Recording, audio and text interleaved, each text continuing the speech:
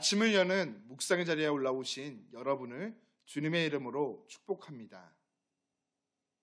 오늘 우리가 함께 읽은 본문 말씀 속에는 이스라엘의 회복을 간절히 기다리며 요단강 근처로 몰려온 많은 백성들이 보입니다.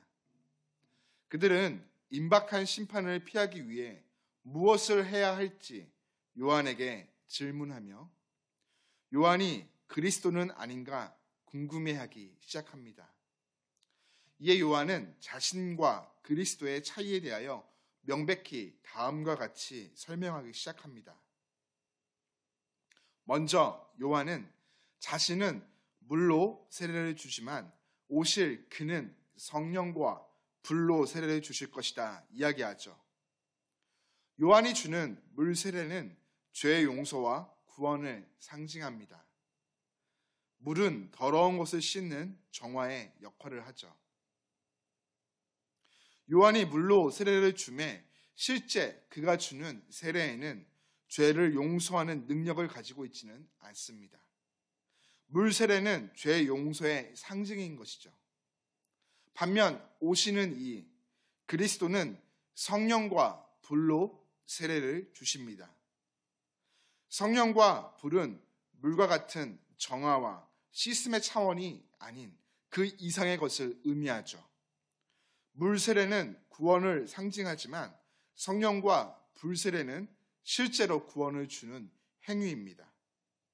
그리스도이신 예수님은 자신에게 오는 자를 구원하시기 때문이죠.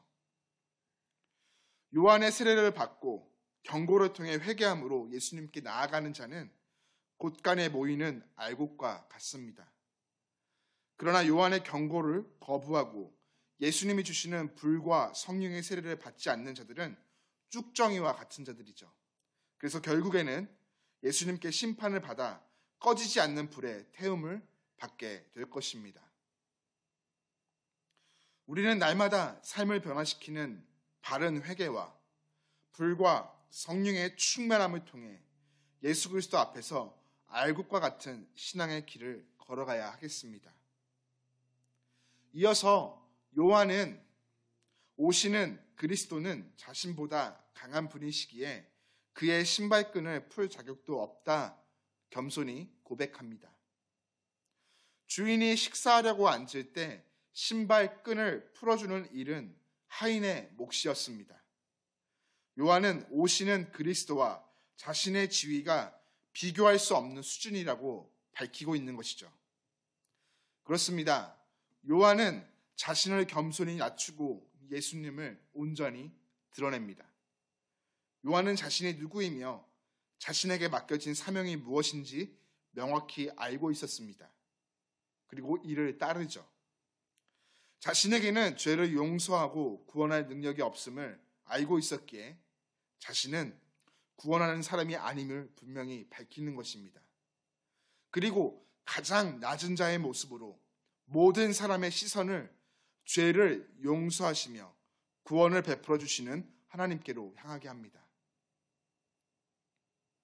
여러분, 세례 요한과 같이 자신의 본분을 명확히 알고 따르는 자의 삶은 정말로 아름답고 귀합니다.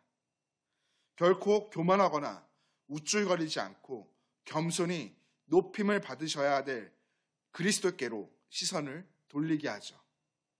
이러한 삶의 모습이 진정으로 주님께 영광을 돌리는 삶의 모습이다 말할 수 있겠습니다. 새로운 한 해를 걸어가고 있는 우리 모두 요한과 같이 내가 누구이며 무엇을 원하며 무엇을 목적으로 살아가고 있는가 스스로에게 질문해보며 말씀 속에서 답을 찾아야 할 것입니다. 이것을 모르면 우리는 신앙의 바른 길을 잃어버리게 됩니다.